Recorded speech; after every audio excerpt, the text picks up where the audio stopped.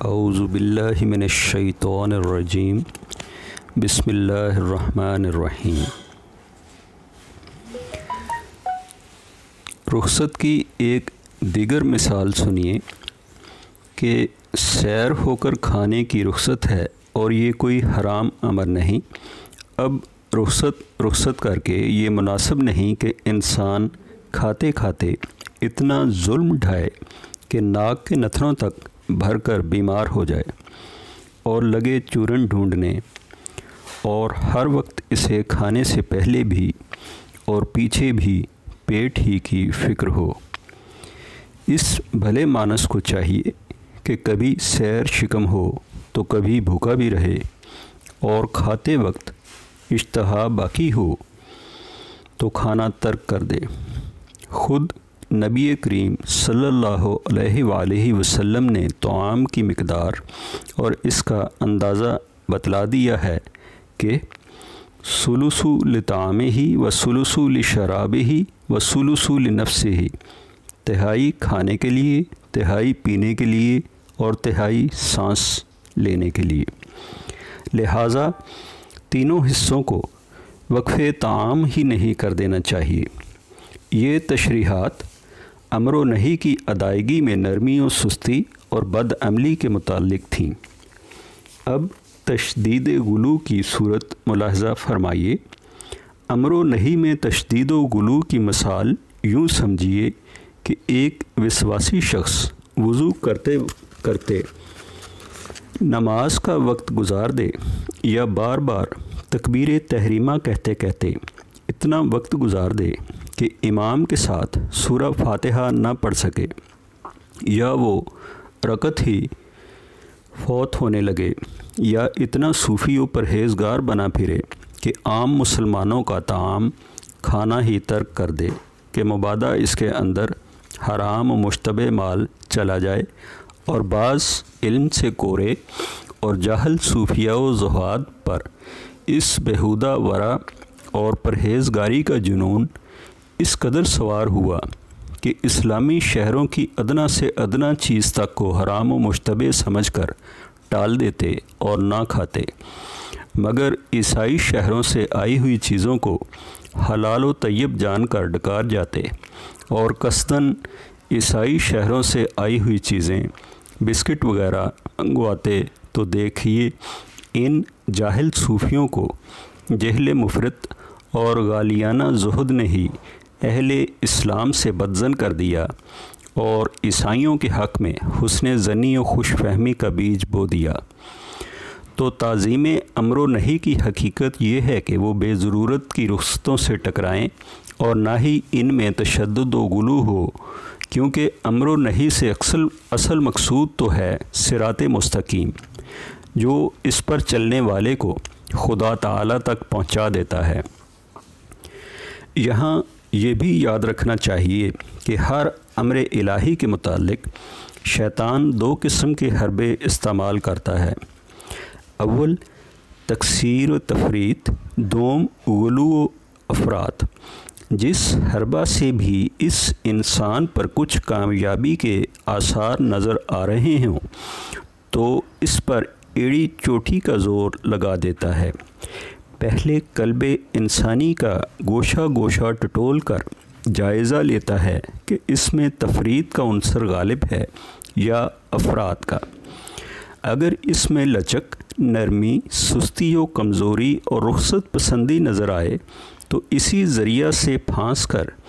اسے امر الہی کی ادائیگی سے بالکل بزدل بنا کر بٹھا دیتا ہے، اور اس کے ایک ایک عضو پر ڈھیلا پن اور سستی و کاہلی کے کفل جڑ جڑ کر اس پر طرح طرح کی تعویلات کے دروازے کشادہ کر دیتا ہے، اور اللہ تعالیٰ کی گوناگوں رحمتوں کی امیدوں کے سبز باغ دکھا دکھا کر اسے مغرور کر دیتا ہے، حتیٰ کہ بسا اوقات اس حربہ کا اثر اس قدر ہوتا ہے کہ انسان جملہ مامورات الہیہ کا تارک ہو جاتا ہے۔ اس کے برعکس بعض انسان جوشیلے، جلد باز، ہوشیار و چالاک اور ہر کام کر گزرنے والے ہوتے ہیں، جن سے بزدلی کی توقع نہیں اور نہ ہی بزدل بنائے بغیر ان سے کام نکلتا ہے۔ اس لیے ان مزید جوش دلا کر حد سے زیادہ جد و جہد اور کوشش کی ترغیب دے کر پھنساتا ہے کہ میاں حقیر سا عمل تجھے کافی نہیں، تجھے اس سے کئی گنا زیادہ عمل کی طاقت ہے اور دوسروں سے بڑھ چڑھ کر تجھے نیکی کرنی چاہیے۔ مزہ تو جب ہے کہ جب وہ سو جائیں تو تم اس وقت بھی ہوشیار بیدار رہو، وہ روزہ افطار کریں تو تم مت افطار کرو، وہ عمل کرتے سست پڑ جائیں تو تم سستی کو قریب تک نہ آنے دو، دوسرے 3 بار ہاتھ منہ دھوئیں تو تم 100 دفعہ دھو، اور جب باقی لوگ وضو کر کے نماز پڑھیں تو تم نہا کر نماز پڑھو، وغیرہ وغیرہ۔ غرض یہ کہ شیطان ہر وقت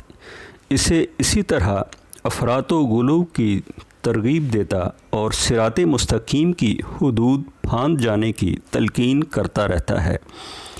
جیسا کہ پہلے کو تقصیر و تفریط اور سستی و نرمی بلکہ بد عملی پر ابھارتا رہتا ہے، اور اصل غرض دونوں کو صراط مستقیم سے دور رکھنا ہوتا ہے، پہلے کو صراط مستقیم سے 4 قدم ہٹا کر اور دوسرے کو 4 قدم آگے بڑھا کر، اور یہی شیطان کی سب سے بڑی فریب کارانہ چال ہے، جس میں اکثر لوگ پھنس کر رہ گئے، اور جس سے بچنے کا صرف یہی ذریعہ ہے کہ انسان کے پاس علم راسخ، قوت ایمانی ہو، شیطانی ہتھ کنڈوں سے مقابلہ کی طاقت و جرأت موجود ہو، اور مزید برآں افراط و تفریط کی راہ سے بچ کر درمیانی راہ پر مضبوطی کے ساتھ جم جائے، تو پھر دیکھیے اللہ عز و جل کی اعانت کس طرح دستگیری کرتی ہے۔ واللہ المستعان۔ تعظیم امر و نہی کی ایک یہ بھی علامت ہے کہ انسان کسی امر کو کسی ایسی حالت پر محمول کرنا ترک کر دے جو امر الہی کے متعلق ضعف انقیاد اور عدم تسلیم کا باعث ہو، بلکہ ارشاد الہی ملتے ہی اسے سر تسلیم خم کر دینا چاہیے، خواہ اس کی حکمت کا علم ہو یا نہ ہو۔ اگر اس نہیں کی حکمت شرعی کا پتہ چل جائے تو اسے مزید انقیاد و تسلیم اور اطاعت کا موجب ہونا چاہیے، نہ یہ کہ وہ زندقہ و الحاد اور بے دینی کا باعث ہو، جیسا کہ اکثر زندیق فقیروں اور جعلی صوفیوں کے لیے زندقہ و الحاد کا باعث ہوئی، کیونکہ اللہ عز و جل نے 5 نمازیں مشروع فرمائی ہیں، تو اس لیے کہ ذکر الہی ہمیشہ قائم و دائم رہے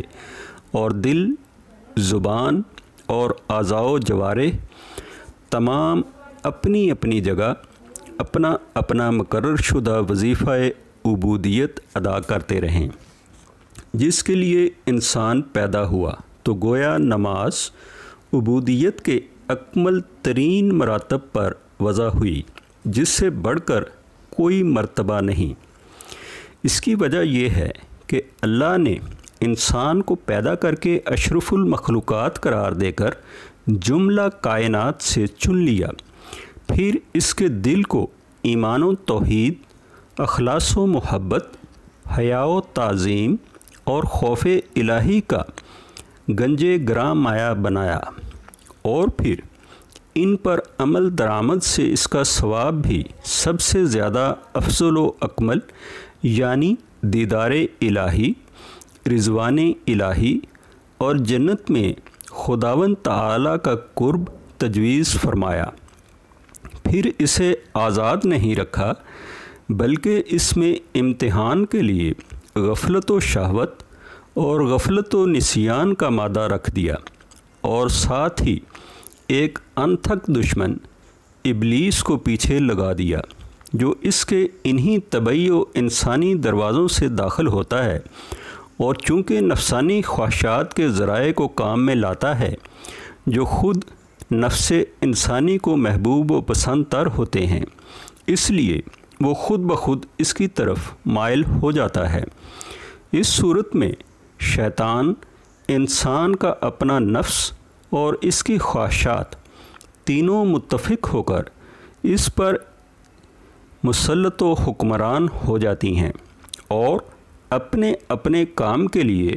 اعضاء و جوارح کو استعمال کرتی ہیں، جو پہلے ہی ایک مطیع و منقاد آلہ ہے، اس لیے اسے اٹھتے ہی بنتی ہے۔ غرض یہ کہ اس طرح وہ اعضاء و جوارح کو استعمال کرتی رہتی ہیں اور اسے جدھر مروڑیں اور جو کام لینا چاہیں وہ ہاتھ باندھے غلام کی طرح کام دیتے ہیں۔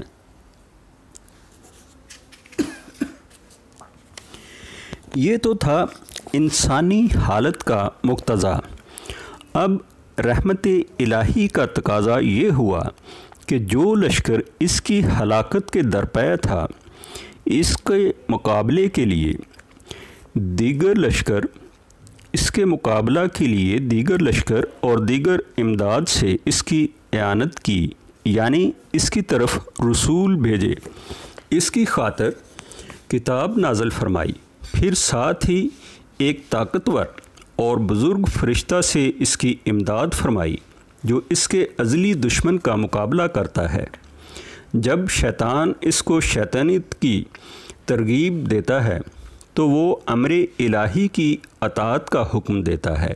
اور دشمن کی پیروی میں جو نقصانات و ہلاکتیں ہوتی ہیں وہ ایک ایک کر کے اس کے سامنے واضح کرتا ہے۔ غرض یہ کہ وہ بدی کی ترغیب دیتا ہے تو وہ نیکی پر آمادہ کرتا ہے۔ رہا شیطان سے محفوظ و مصون رہنا تو یہ اللہ تعالیٰ کے قبضہ قدرت میں ہے، وہی منصور اور محفوظ ہوگا جس کی خود اللہ عز و جل نصرت و حمایت فرمائیں گے۔ پھر نفس امارہ کے مقابل اللہ عز و جل نے اسے نفس مطمئنہ بھی عنایت فرمایا ہے۔ جب نفس امارہ برائی کی دعوت دیتا ہے تو نفس مطمئنہ اسے منع کرتا ہے، اور جب نفس امارہ نیکی سے روکتا ہے تو نفس مطمئنہ اس کی دعوت دیتا ہے۔ اور انسان جو کبھی نفس مطمئنہ کی پیروی کرتا ہے تو کبھی نفس امارہ کی اطاعت کر گزرتا ہے، اور جس کی زیادہ اطاعت گزاری کرے وہی غالب اور دوسرا مغلوب رہتا ہے، اور بعض دفعہ تو ان دونوں میں سے ایک اس قدر مغلوب و مقہور ہو جاتا ہے کہ بالکلیہ ہمیشہ کے لیے کل عدم ہو کر کبھی دوسرے کا مقابلہ ہی نہیں کر سکتا۔ پھر اللہ نے شیطان اور نفس امارہ کی اطاعت پر برانگیختہ کرنے والی خواہشات کے مقابل عقل و بصیرت اور نور ایمانی عطا فرمایا ہے، جو اسے خواہشات کی پیروی کرنے سے منع کرتا ہے، اور جب انسان خواہشات کی ہوس پوری کرنا چاہتا ہے تو عقل و بصیرت اور نور ایمانی سے اسے زور سے آواز دیتے ہیں کہ خبردار، بچنا، اس سے دور رہنا، دیکھ تیرے سامنے سراسر ہلاکت و بربادیوں کا طوفان بپا ہے۔ اگر ہماری رائے کے برخلاف ایک قدم بھی اٹھاؤ گے تو ڈاکوؤں اور راہزنوں کا شکار بنو گے۔ اب حضرت انسان ہے کہ کبھی ناسے کی نصیحت پر کاربند ہونے سے رشد و ہدایت پا کر طرح طرح کی بھلائی جمع کر لیتا ہے، تو کبھی رہنمائے خواہشات کے پیچھے اٹھ گیا ہے، اور ڈاکوؤں کے اڈے چڑھ کر جب اپنے مال و اسباب بلکہ اپنے جسم کے چیتھڑوں تک سے ہاتھ دھو بیٹھتا ہے تو سر منڈا کر خود ہی شیشہ دیکھ کر پوچھتا ہے کہ بڑے میاں کہاں سے آئے ہو؟ حالانکہ تعجب تو اس بات پر ہوتا ہے کہ اس کو خوب پتہ ہے کہ کہاں سے آیا اور کہاں، کس راستے، کس مقام پر لوٹ کھسوٹ اور اس کی خاطر تواضع ہوئی، مگر پھر بھی وہ ہے کہ اسی راستے پر بھاگ دوڑ کرتا ہے اور اس کو چھوڑتا نہیں۔ کیونکہ راہبر خواہشات کا اس پر جادو چل چکا ہے اور ہوس نے پوری طرح اس پر قابض و حکمران ہو کر مغلوب کر رکھا ہے۔ اس کے برعکس اگر وہ اس کی مخالفت کر کے اسے کمزور کرتا، وہ خواہش پرستی کی دعوت دیتا تو اسے دھتکار دیتا، اور جب اس پر تسلط جمانا چاہتا تو لڑ کر اس کا تمام تسلط توڑ پھوڑ کر رکھ دیتا۔ لیکن یہاں کیا کیا جائے جب کہ اس نے خود اپنا نفس اس کے حوالے کر دیا ہو اور اپنا ہاتھ اس کے ہاتھ میں دے دیا ہو، تو اس کی مثال بین ہی اس شخص کی سی ہے جو اپنے نفس کو دشمن کے سپرد کر دے، اور جب وہ مار مار کر حلیہ بگاڑ دے تو لگے شور و واویلا کرنے، مگر اس کی کوئی نہ سنے۔ بین ہی یہی مثال حضرت انسان پر صادق آتی ہے کہ پہلے وہ شیطان، خواہشات اور نفس امارہ کا خود اسیر ہو لیتا ہے، پھر نکلنا چاہتا ہے مگر نکل نہیں سکتا۔ غرض یہ کہ جب انسان طرح طرح کے امتحانات میں مبتلا ہوتا ہے تو اس کی بے شمار لاؤ لشکر، فوجیں اور قلعے لے کر امداد کی جاتی ہے، اور اسے کہہ دیا جاتا ہے کہ میاں لیجئے یہ لشکر موجود ہیں،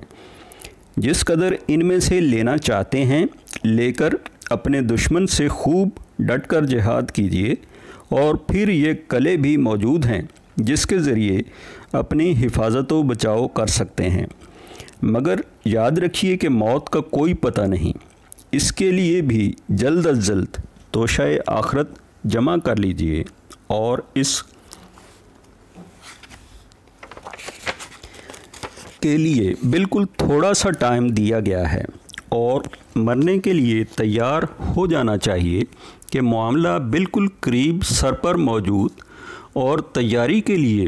بالکل تھوڑی سی مہلت دی گئی ہے۔ اپنے کو یوں تصور کیجئے گویا بہت بڑے شہنشاہ کے ہاں جا رہا ہوں، جس نے اپنے پیغامبر اور خدام و نوکر بھیجے ہیں کہ تجھے اپنے اصل گھر میں منتقل کر لائیں، اور اب تو گویا جہاد کی تمام کلفتوں سے بے فکر اور با آرام ہو چکا ہے، اور تجھ کو دشمن سے بچا کر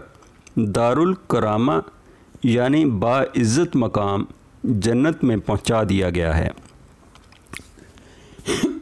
جہاں آپ من مانی خوشیاں کر رہے ہیں، کیونکہ تیرے دشمن کو سخت تر قید خانے میں ڈال دیا گیا ہے۔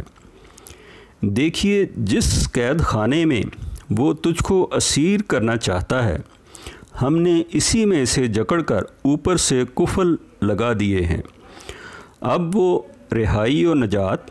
اور آرام و خوشی سے بالکل نا امید، اور آپ اس تھوڑی سی مدت تک صبر کرنے اور اسلامی سرحدوں کی حفاظت کے لیے بالکل قلیل عرصہ تک قیام کرنے کے عوض جنت میں من مانی خوشیاں کر رہے ہیں اور دل ٹھنڈا کر رہے ہیں، حالانکہ وہ شدت کی ایک ہی گھڑی تھی جو آئی گئی ہو گئی، گویا کچھ تکلیف ہی سر پر نہ گزری۔ اگر اس بات کے سمجھنے سے طبیعت قاصر ہو کہ یہ گھڑی کیوں کر جلد گزر جاتی ہے، تو حسب ذیل ارشادات الہی پر غور کرنا چاہیے۔ کأنہم یوم یرون ما یوعدون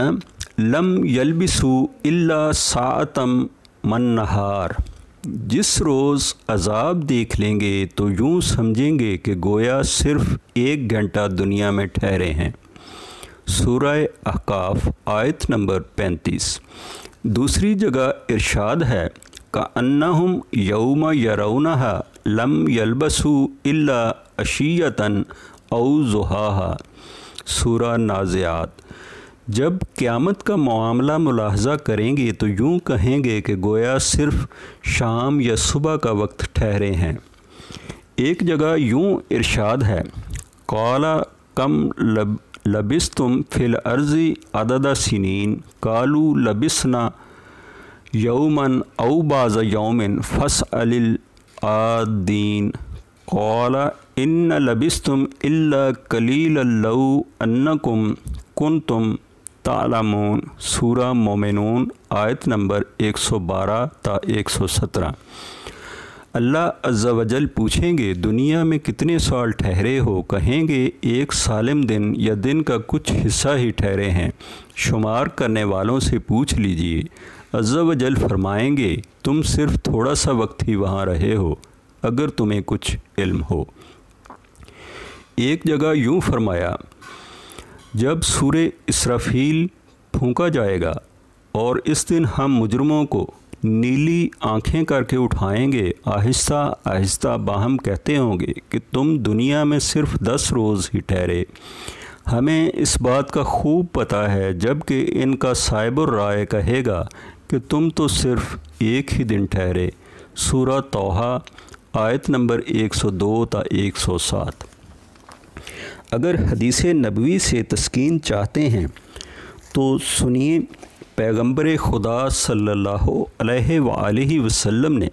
صحابہ کے سامنے ایک دفعہ خطبہ ارشاد فرمایا۔ جب سورج ڈھل کر پہاڑوں کی چوٹیوں پر پہنچ کر غروب ہونے کے قریب چلا گیا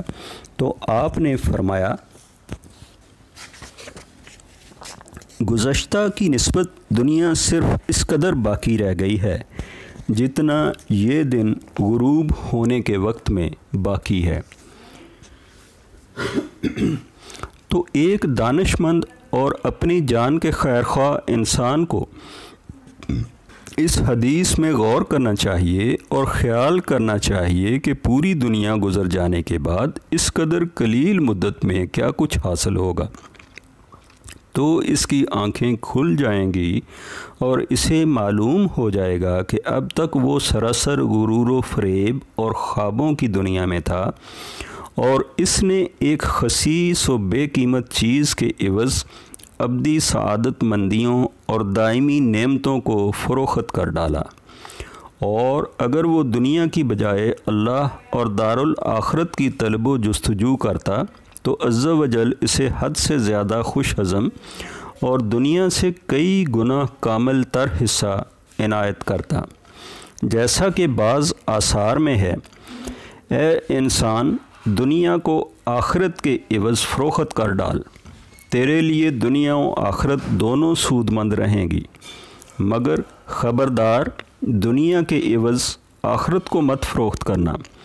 ورنہ تیری دنیا و آخرت دونوں خسارہ میں رہیں گی۔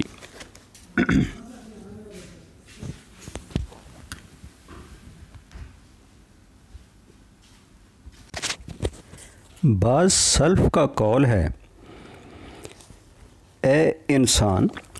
تو دنیوی حصہ کا بھی محتاج ہے مگر اخروی حصہ کا اس سے بھی زیادہ ضرورت مند ہے، لہٰذا اگر دنیوی حصہ کے حصول کی پہل کرے گا تو اخروی حصہ تو ضائع ہی کر دے گا، اور دنیوی حصہ کا حصول بھی غیر یقینی ہوگا۔ لیکن اس کے برعکس اگر تو اخروی حصہ کے لیے پہل کرے گا تو دنیوی حصہ حاصل کرنے میں بھی فائز المرام رہے گا، لہٰذا تجھے محض اخروی حصہ کے لیے ہی بندوبست اور انتظام کرنا چاہیے۔ خلیفہ عبدالعزیز اپنے خطبہ میں فرمایا کرتے تھے، لوگو تم بیکار نہیں پیدا کیے گئے اور نہ تم غیر مکلف چھوڑے گئے ہو، بلکہ تمہارے لیے ایک معاد مقرر ہے جس میں اللہ نے جمع کر کے تمہارا فیصلہ کرنا ہے، تو وہ شخص بڑا ہی بد نصیب، بدبخت اور خسارہ میں رہے گا جسے اللہ نے اس دن اپنی رحمت واسعہ سے، جو تمام کائنات سے وسیع تر ہے، اور اپنے بہشت سے جس کا صرف عرض ہی آسمانوں اور زمین کے برابر ہے، باہر نکال دیا۔ اس دن وہی شخص باامن ہوگا جس کے دل میں تقوی اور خوف اللہ موجزن ہوگا، جو قلیل کو کثیر کے عوض، فانی کو باقی رہنے والی کے بدلے اور بدبختی کو نیک بختی کے عوض فروخت کر ڈالے۔ تم دیکھتے نہیں کہ تم کسی وقت مرنے والوں کی پشت میں تھے، اب تمہارے بعد تمہارے کئی زندہ جانشین ہوں گے۔ کیا دیکھتے نہیں ہو کہ روزانہ تم ایک نہ ایک شخص کو اللہ کے ہاں رخصت کرتے رہتے ہو، جس کا پیمانہ زندگی لبریز اور امیدیں ختم ہوتی ہیں، اور تم اسے اٹھا کر ایک گھڑے میں ڈال دیتے ہو، جہاں نہ کوئی تکیہ ہے نہ بستر استراحت ہے، جہاں سب اسباب ختم ہو جاتے ہیں، اور وہ تمام مال و اسباب یار دوست اور احباب سے الگ تھلگ ہو کر حساب کی طرف متوجہ ہوتا ہے۔ ان جملہ بیانات سے یہ بتانا مقصود ہے کہ اللہ نے انسان کو اس قدر قلیل مدت کے لیے بھی طرح طرح کی فوجوں، لشکروں اور خاص اعانت سے امداد فرما دی ہے، اور اگر کہیں اس کا نفس اسیر شیطان ہو جائے تو اس سے رہائی کے جملہ اسباب بھی بتا دیے ہیں۔ اب چاہے کہ اما شاکرن او و اما کفورا بن جائے، اس کا اپنا اختیار ہے۔ امام احمد بن حنبل رحمۃ اللہ علیہ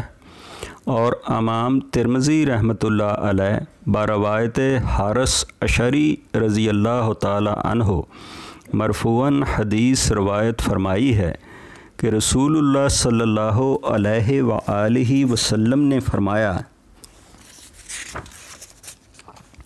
اللہ سبحانہ و تعالی نے یحییٰ علیہ السلام کو 5 چیزوں کا ارشاد فرمایا کہ خود بھی ان پر عمل کریں اور بنی اسرائیل کو بھی عمل کرنے کا حکم دیں۔ رسول کریم صلی اللہ علیہ وآلہ وسلم سے تعمیل ارشاد میں تاخیر ہوا چاہتی تھی کہ عیسیٰ علیہ السلام نے آپ کی یاد دہانی فرمائی کہ اللہ نے آپ کو 5 چیزوں کے متعلق ارشاد فرمایا تھا کہ خود بھی ان پر عمل کریں اور بنی اسرائیل کو بھی حکم دیں کہ وہ ان پر کاربند ہو جائیں۔ اب آپ انہیں یا تو خود ارشاد فرمائیے یا مجھے کہنے کی اجازت دیجیے۔ یحییٰ علیہ السلام نے کہا، آپ سبقت مت کیجیے، کیونکہ اگر آپ اس حکم کی تعمیل میں مجھ پر سبقت کریں گے تو مجھے ڈر ہے کہ کہیں مجھے زمین میں نہ دھنسا دیا جائے۔ الغرض یحییٰ علیہ السلام نے لوگوں کو بیت المقدس میں جمع فرمایا تو مسجد بھر گئی، اور آپ ایک اونچی جگہ بیٹھ کر وعظ فرمانے لگے کہ لوگوں، اللہ عز و جل نے مجھے حکم صادر فرمایا ہے کہ 5 چیزوں پر خود بھی عمل کروں اور تمہیں بھی حکم دوں۔ اول یہ کہ اللہ کی عبادت کرو اور اس میں کسی کو مت شریک لاؤ، اور اللہ کا شریک بنانے والے کی مثال اس شخص کی سی ہے جو بلا شرکت غیرے صرف اپنے ہی سونے چاندی سے غلام خرید کر اسے اپنا گھر اور اپنا کام کاج بتا دے کہ میاں یہ میرا مکان اور یہ ہے میرا کام، اسے کیجئے اور مجھے دیجئے۔ اب وہ کام بھی کرتا جائے اور بنا بنا کر اپنے اصل مالک کے سوا کسی غیر کو دیتا جائے، تو کیا کوئی چاہتا ہے کہ اس کا غلام ایسا ہو؟ نیز اللہ تعالیٰ کا ارشاد ہے کہ نماز پڑھا کرو، اور جب پڑھو تو ادھر ادھر مت جھانکو، کہ جب تک نمازی ادھر ادھر نہ جھانکے اللہ اپنا چہرہ اس کے چہرہ کی طرف کیے رکھتا ہے اور اس کی طرف متوجہ رہتا ہے۔ امام حاکم نے اسے روایت کر کے کہا ہے کہ بخاری و مسلم کی شرط پر صحیح ہے۔ حافظ عبدالعظیم منظری رحمۃ اللہ علیہ فرماتے ہیں کہ کتب 6 میں اس حدیث کے سوا حارث اشعری کی کوئی حدیث نہیں۔ اور میں تمہیں روزے رکھنے کا حکم دیتا ہوں، اور اس کی مثال اس شخص کی سی ہے جو کسی جماعت میں چلا جائے اور اس کے پاس کستوری کی ایک تھیلی ہو جس کی خوشبو سے تمام کا دماغ معطر ہو جائے، یا کم از کم اس کا تو معطر ہی رہے گا، یاد رکھو اللہ کے ہاں روزہ دار کے منہ کی بدبو کستوری کی خوشبو سے بہتر ہے۔ نیز میں تمہیں صدقہ کرنے کا حکم دیتا ہوں، کیونکہ صدقہ کرنے والے کی مثال اس شخص کی سی ہے جو دشمنوں کے ہتھے چڑھ گیا ہو اور اس کی مشکیں باندھ کر قتل کرنے کے لیے قتل گاہ کی طرف لے جا رہے ہوں،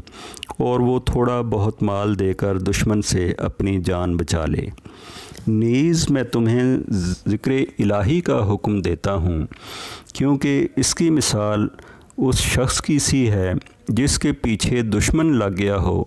اور وہ ان کے آگے بھاگا بھاگا ایک مضبوط قلعہ کے پاس پہنچ کر اندر گھس جائے اور اپنی جان بچا لے۔ بالکل اسی طرح انسان اپنے نفس کو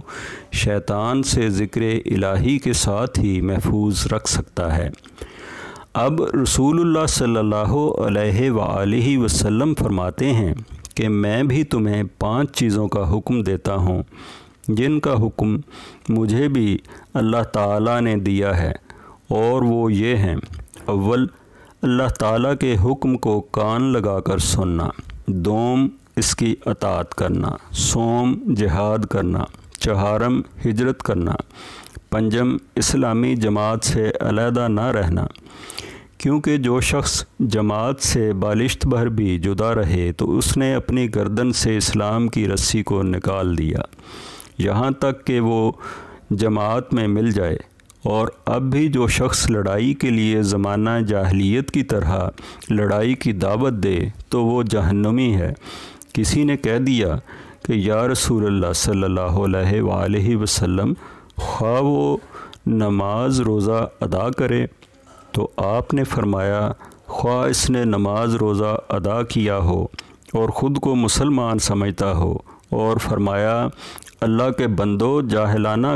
قسم کی طرح بلانا چھوڑ دو، بلکہ اللہ کا بلانا بلاؤ جس نے تمہارا نام مومن و مسلم رکھا ہے۔ امام ترمذی فرماتے ہیں کہ یہ حدیث حسن صحیح ہے۔ دیکھیے نبی کریم صلی اللہ علیہ وآلہ وسلم نے اس عظیم الشان حدیث کے اندر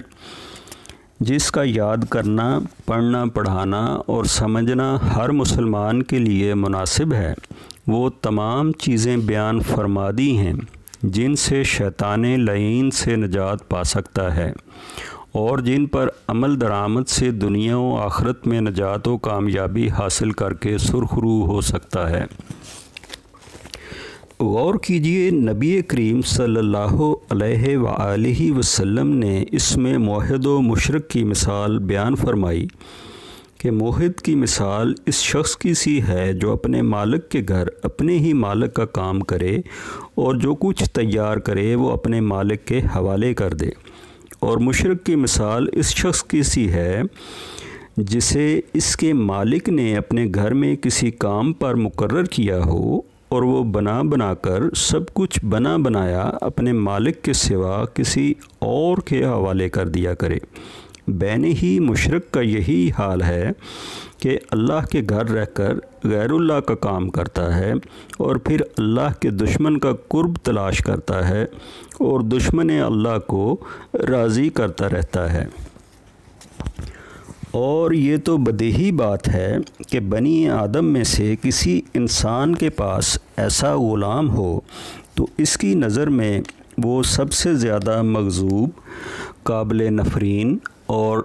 دفع کر دینے کے قابل ہوگا، حالانکہ وہ بھی اس طرح کا مخلوق ہے اور وہ دونوں غیر کی نعمتیں کھا کھا کر پرورش پا رہے ہیں، تو خدائے رب العالمین کو کیسے غصہ نہ آئے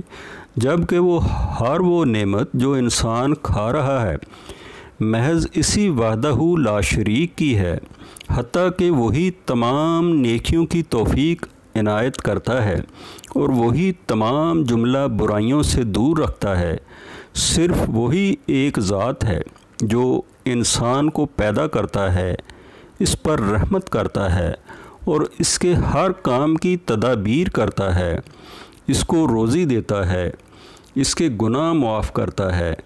اور اس کی جملہ حاجات پوری کرتا ہے۔ تو ان تمام انعامات کے ہوتے ہوئے یہ کیسے لائق ہے کہ خوف و محبت، امید و بیم، حلف و نظر اور دیگر معاملات میں اس کے ساتھ غیر اللہ کو بھی شریک و مساوی ٹھہرایا جائے، یا اللہ تعالیٰ کو چھوڑ کر غیر اللہ سے ویسی یا اس سے بھی زیادہ محبت کی جائے جیسی اللہ تعالیٰ کے ساتھ کرنا چاہیے، یا غیر اللہ کا اسی طرح خوف رکھا جائے جیسا کہ اللہ سے ڈرنا چاہیے، یا اللہ کے ساتھ غیر اللہ سے اس طرح امیدیں رکھی جائیں جیسا کہ اللہ عز و جل کے ساتھ رکھی جاتی ہیں۔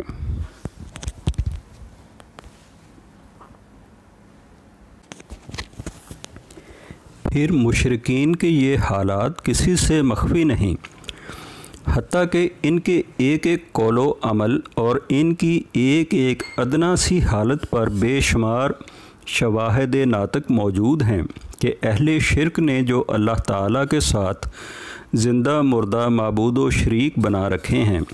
اللہ کی نسبت ان سے زیادہ محبت رکھتے ہیں، زیادہ ڈرتے ہیں، زیادہ امیدیں رکھتے ہیں، زیادہ معاملات رکھتے ہیں، زیادہ رضا جوئی چاہتے ہیں، اور ان کے غصہ سے زیادہ دور بھاگتے ہیں، اور یہی وہ شرک ہے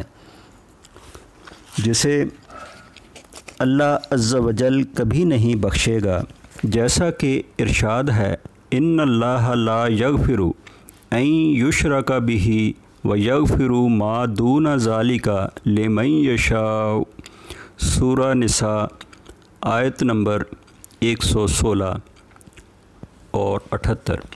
اللہ تعالیٰ شرک کو کبھی نہیں بخشے گا علاوہ ازیں جسے چاہے معاف کر دے گا۔ یہاں یہ بتا دینا مناسب نہ ہوگا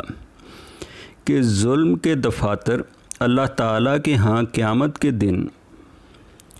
3 قسم کے ہوں گے۔ یہاں یہ بتا دینا نامناسب نہ ہوگا کہ ظلم کے دفاتر اللہ تعالیٰ کے ہاں قیامت کے دن 3 قسم کے ہوں گے۔ ایک وہ دفتر ہے جس سے اللہ تعالیٰ کبھی نہ بخشے گا، اور وہ شرک ہے جسے اللہ تعالیٰ کبھی نہیں بخشتا۔ ایک وہ دفتر ہے جس میں اللہ تعالیٰ کچھ نہیں چھوڑے گا، اور یہ بندوں کا باہم ایک دوسرے پر ظلم ہوگا، جس کا اللہ تعالیٰ ہر ایک کو پورا پورا بدلہ دے گا۔ اور ایک وہ دفتر ہے جس کی اللہ کچھ پرواہ نہیں کرے گا،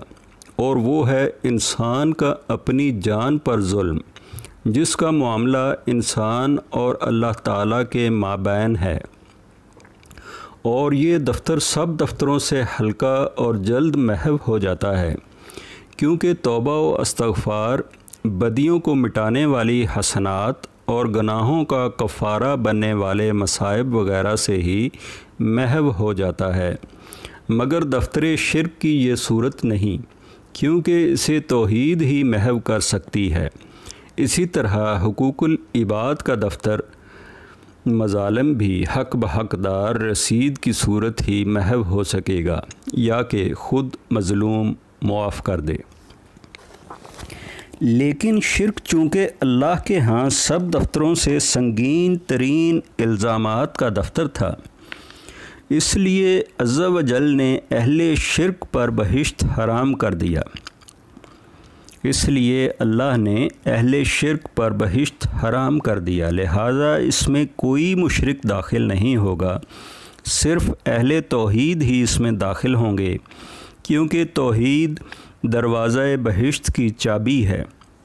اس لیے جس کے پاس چابی نہ ہوگی اس میں داخل نہ ہو سکے گا۔ علی حاصل قیاس اگر چابی کے دندانے نہ ہوں گے تو پھر بھی دروازہ نہ کھل سکے گا، اور اس چابی کے دندانے نماز، روزہ، حج، زکوٰۃ، جہاد، امر بالمعروف، نہی عن المنکر، سچ بولنا، امانتوں کو ادا کرنا، صلہ رحمی کرنا،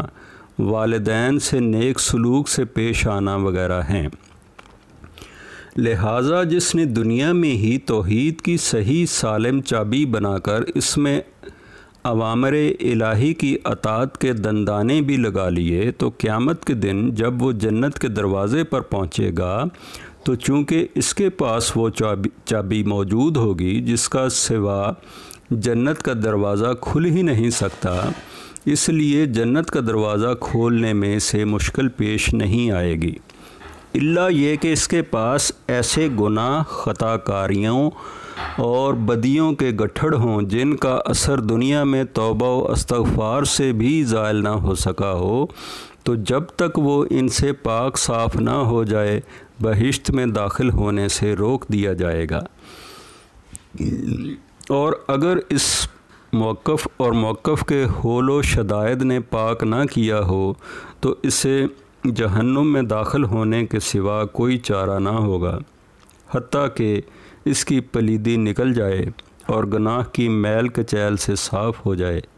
بعد ازاں دوزخ سے نکال کر جنت میں داخل کیا جائے گا۔ کیونکہ جنت دارالطیبین یعنی پاک لوگوں کا گھر ہے، اس میں طیب و پاک لوگ ہی داخل ہو سکتے ہیں، جیسا کہ ارشاد باری تعالیٰ ہے، الذین تتوفاہم الملائکۃ طیبین یقولون سلام علیکم ادخلوا الجنہ، جنہیں فرشتے فوت کرتے ہیں بحالے کہ وہ طیب و پاکیزہ لوگ ہوتے ہیں، تو فرشتے انہیں سلام علیکم کہتے ہیں کہ جاؤ بہشت میں داخل ہو جاؤ۔ سورہ نحل آیت نمبر 32۔ دوسری جگہ فرمایا، اپنے رب سے ڈرنے والے متقی لوگ جماعتیں بنا کر جنت کی جانب روانہ کیے جائیں گے، حتیٰ کہ جب جنت کے قریب پہنچیں گے تو اس کے دروازے کھول دیے جائیں گے اور اس کے دربان انہیں سلام علیکم کہیں گے کہ تم طیب ہو گئے، لہٰذا ہمیشہ کے لیے داخل ہو جاؤ۔ سورہ زمر آیت نمبر 73۔ دیکھیے طب تم کے بعد ادخلوہا پر فا تاکیب لانا اس بات کا پتہ دے رہا ہے کہ طیب یعنی گناہوں کی میل کچیل سے پاک صاف ہونا ہی داخلہ جنت کا سبب ہے۔ اس کی تقدیر یوں ہوگی، یعنی تمہارے پاک نفس ہونے کے باعث تمہیں کہا گیا ہے کہ بہشت میں داخل ہو جاؤ۔ رہا دوزخ کا تو وہ دارالخبث ہے، یعنی خباثت کا گھر ہے۔ خباثت خواہ اقوال میں ہو یا اعمال میں یا کھانے پینے میں، اور وہ دارالخبیثین یعنی خبیث لوگوں کا گھر ہے۔ اس لیے اللہ عز و جل تمام خبیث لوگوں کو جمع کر کے بین ہی اسی طرح طے بطے کر کے جوڑ دے گا جیسے کوئی شخص کسی چیز کو طے بطے کر کے جوڑ دیتا ہے۔ بعد وہ جملہ خبیثوں کو دڑام سے دوزخ میں دھکیل دے گا، لہٰذا اس میں خبیث لوگ ہی داخل ہوں گے اور کوئی نہ ہوگا۔ اور چونکہ تمام لوگ 3 قسم کے ہوں گے، اول وہ لوگ جن کے ہاں نیکی و پاکیزگی ہوگی، خبث کا نام تک نہ ہوگا۔ دوم وہ لوگ جن کے ہاں محض خباثت ہی خباثت ہوگی، نیکی و صفائی کا نام تک نہ ہوگا۔ سوم وہ لوگ جن کے ہاں نیکی و خباثت دونوں ملی جلی ہوں گی، اس لیے ان کے ہاں رہنے کے لیے بھی 3 قسم کے گھر ہوں گے۔ اول دارالطیب المحض یعنی محض نیک پاک لوگوں کے لیے۔ دوم دارالخبث المحض یعنی صرف خبیث لوگوں کے لیے۔ یہ دونوں قسم کے گھر کبھی فنا نہیں ہوں گے۔ سوم ان لوگوں کا گھر جن میں نیکی و خباثت دونوں موجود ہوں گی، یہی وہ گھر ہے جو فنا ہو جائے گا۔ اور یہ دارالعصا یعنی عاصیوں کا گھر، اس کے فنا ہونے کی وجہ یہ ہے کہ دوزخ میں کوئی اہل توحید عاصی باقی نہیں رہے گا، سب باہر آ جائیں گے، کیونکہ جب اپنی سزا کے برابر ان کو عذاب مل جائے گا تو دوزخ سے نکال کر جنت میں داخل کر دیے جائیں گے، لہٰذا صرف 2 گھر ہی باقی رہیں گے، دارالطیب المحض یعنی جس میں صرف نیک اور پاکیزہ لوگ ہوں گے۔ نمبر 2 دارالخبث المحض، یعنی جس میں صرف اہل خبث ہوں گے۔ اب مذکورہ طویل حدیث میں یحییٰ علیہ السلام کا جملہ ذیل ملاحظہ فرمائیے، میں تمہیں نماز پڑھنے کا حکم دیتا ہوں، جب نماز پڑھو تو ادھر ادھر مت جھانکو، کیونکہ بے شک نمازی نماز میں دائیں بائیں نہ جھانکے تو عز و جل اللہ تعالیٰ اپنا چہرہ اقدس اس کی طرف کیے رکھتا ہے۔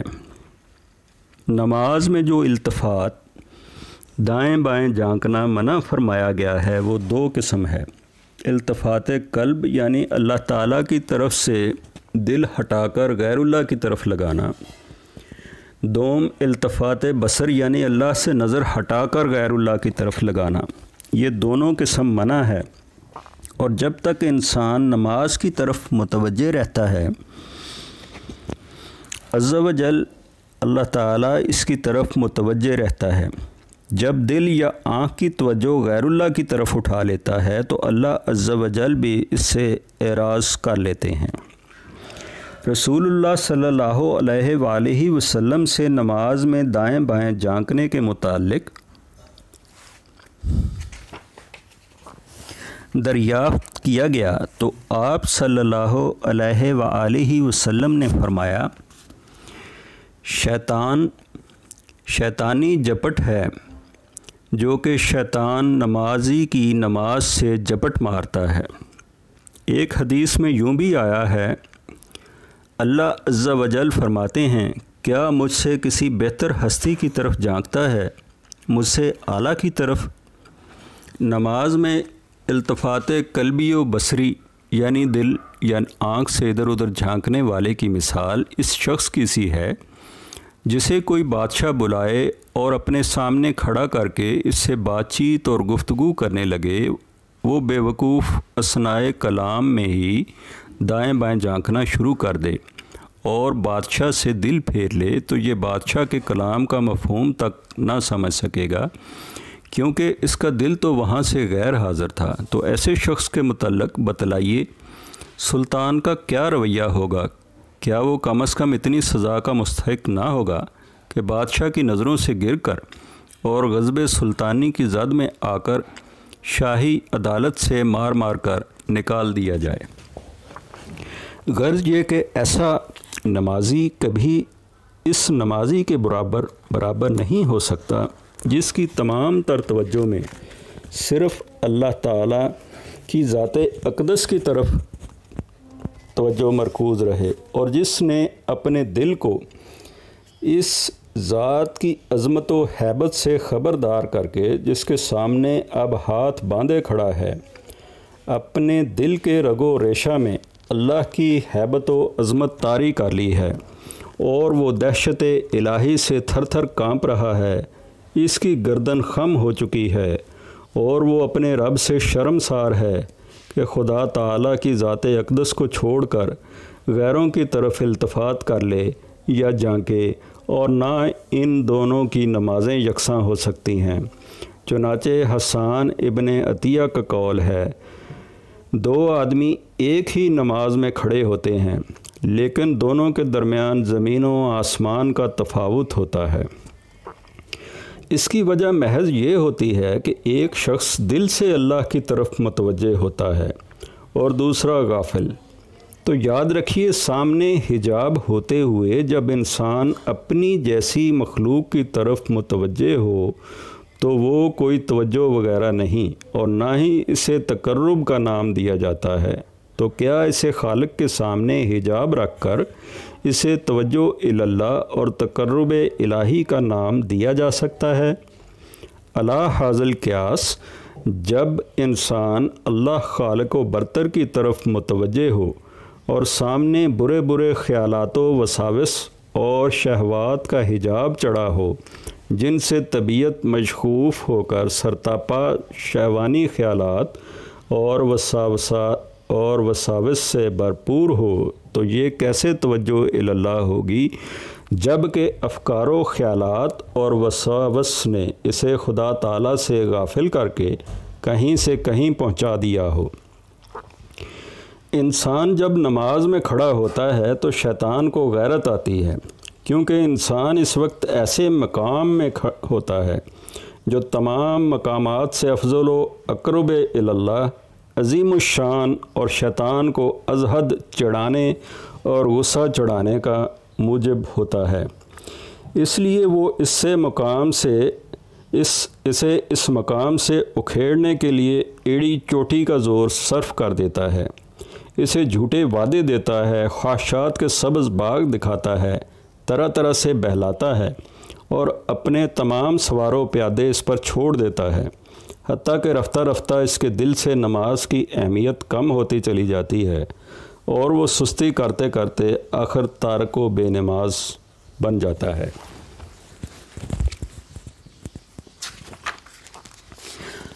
اگر وہ اتنا بھی نہ کر سکے اور انسان اس کے قابو سے باہر رہ کر اس مقام میں قائم رہے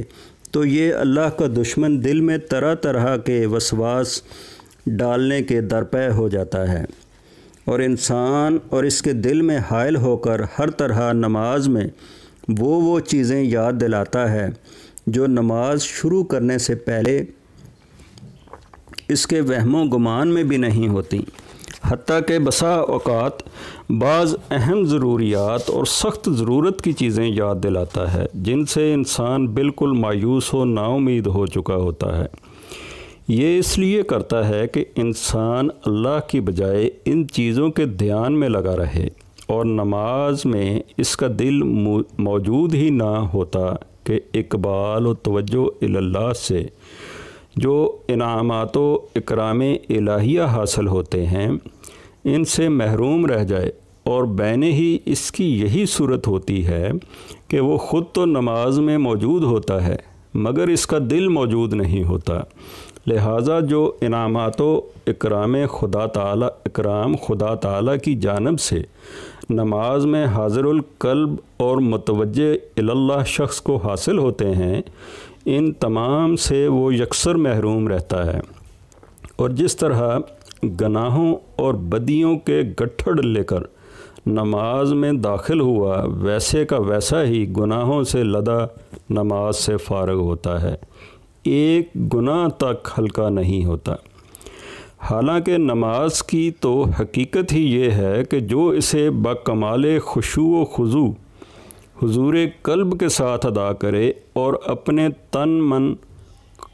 قلب و قالب سمیت متوجہ اللہ ہو جائے،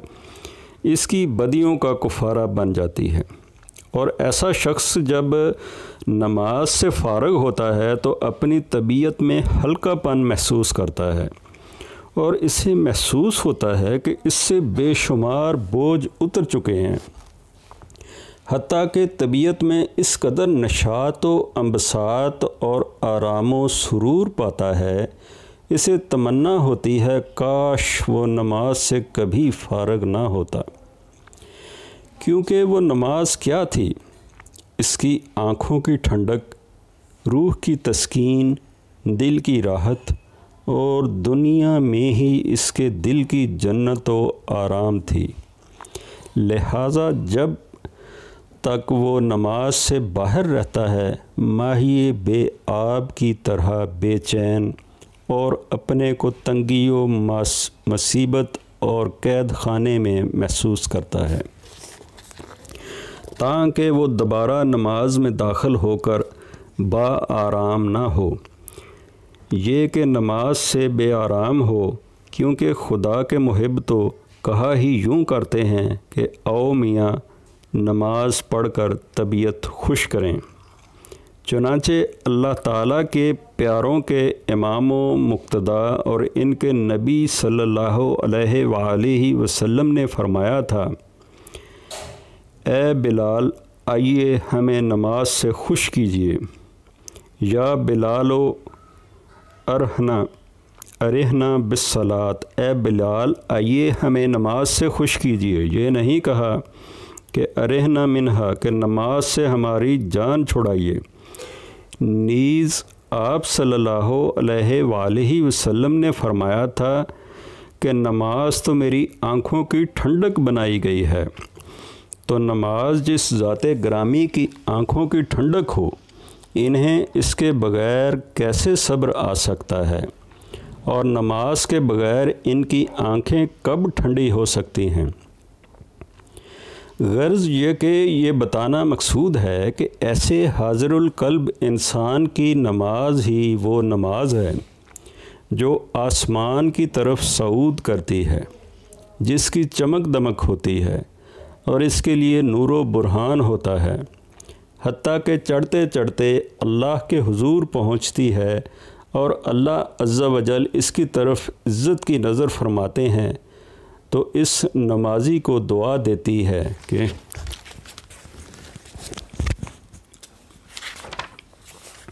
اللہ تیری حفاظت کرے جیسا کہ تو نے میری حفاظت کی۔ لیکن اس کے برعکس جو شخص نماز میں افراط کرتا ہے، اس کے حقوق و حدود اور خشوع وغیرہ کو ضائع کرتا ہے، تو اس کی یہ صورت ہوتی ہے کہ پرانے کپڑے کی طرح لپیٹ کر اس کے منہ پر ماری جاتی ہے۔ تو وہ کہتی ہے جس طرح تو نے مجھے ضائع و برباد کیا، اسی طرح اللہ تجھے ضائع و برباد کرے۔ استغفر اللہ۔ ایک مرفوع روایت جسے بکر بن بشیر نے بواسطہ سعید بن سنان عذابی الظاہریہ عبداللہ بن عمر سے روایت فرمایا ہے کہ رسول اللہ صلی اللہ علیہ وآلہ وسلم نے فرمایا ہے، کوئی مومن پوری طرح وضو کر کے نماز کے لیے وقت پر اٹھ کر اسے ادا کرے، نہ اسے بے وقت کرے، نہ اس کے رکوع و سجود اور باقی ارکان میں کسی قسم کا نقص آنے دے، تو وہ سفید اور نور سے چمکتی ہوئی اللہ کی طرف اٹھائی جاتی ہے، جس کی روشنی سے مشرق و مغرب چمک اٹھتے ہیں، حتیٰ کہ چڑھتے چڑھتے اللہ کے پاس پہنچ جاتی ہے۔ لیکن جو نماز کے لیے اٹھے، نہ پورا وضو کرے، نہ وقت پر ادا کرے، اور چوروں کی طرح اس کے رکوع و سجود و دیگر ارکان کی طرح چوری کرے، تو سیاہ کالی ہو جاتی ہے اور اس کے سر سے بھی اوپر نہیں جاتی، اور اسے بد دعا دیتی ہے کہ جا اللہ تعالیٰ تجھے اس طرح ضائع و برباد کرے جس طرح تو نے مجھے ضائع و برباد کیا۔ استغفر اللہ۔ غرض یہ کہ صلاۃ مقبولہ اور عمل مقبول یہ ہے کہ انسان ایسی نماز پڑھے جو اللہ عز و جل کے پیش ہونے کے لائق و قابل ہو۔ لہٰذا جب نماز بارگاہ رب العزت میں پیش ہونے کے قابل ہو جائے اور صلاحیت رکھے، وہ نماز مقبول ہوگی۔ اور عمل مقبول کی دو قسمیں ہیں۔ اول یہ کہ انسان اس صورت نماز پڑھے، جملہ طاعت بجا لائے اور اس کا دل رب قدوس کی ذات اقدس میں محو ہو جائے، اور الدوام اللہ تعالیٰ کو یاد رکھے، تو اس شخص کے اعمال اللہ تعالیٰ کے عین روبرو پیش کیے جاتے ہیں۔ اللہ عز و جل ان کی طرف نظر کرتا ہے تو انہیں خالص لوجہ اللہ کیے ہوئے قابل ستائش پاتا ہے، جو ایک سلیم با اخلاص محب اللہ و متوجہ اللہ دل سے صادر ہوئے ہوتے ہیں، تو ان کو پسند فرماتا ہے، ان سے محبت کرتا ہے اور انہیں قبول فرماتا ہے۔ دوسرا یہ کہ انسان عادت کے مطابق غفلت سے ادا کرے اور دل میں نیت ہو کہ طاعت و تقرب اللہ کے لیے کر رہا ہے، تو اس کے ظاہری اعضاء و ارکان اطاعت میں مصروف ہوں گے، مگر دل ذکر الہی سے غافل ہوگا۔ لہٰذا جب وہ اللہ عز و جل کی طرف اٹھائے جاتے ہیں تو نہ اللہ تعالیٰ کے روبرو کیے جاتے ہیں اور نہ ہی اللہ عز و جل ان کو ملاحظہ فرماتے ہیں، بلکہ جہاں دفاتر اعمال پڑے ہوئے ہوتے ہیں وہاں رکھ دیے جاتے ہیں،